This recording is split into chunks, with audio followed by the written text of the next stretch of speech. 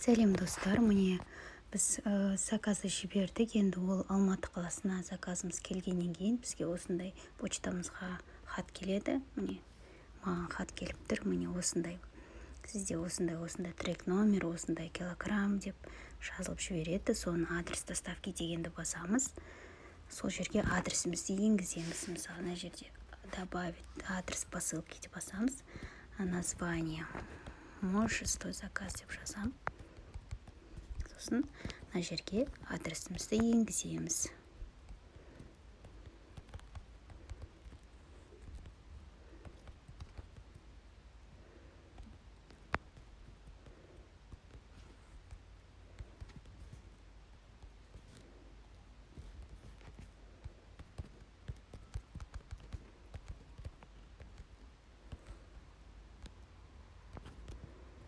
Адресті енгіздік. Міне енді біз оны міне сохранить етеміз. Сол кезде біздің сохранитті басамыз. Бізде сақталып жатыр. Міне менің адрестерім барлық посылкаға өйстіп адрес енгізіп отырамын. Сол кезде сразу сіздерге адресіңізге доставка жібереді Алматы қаласынан.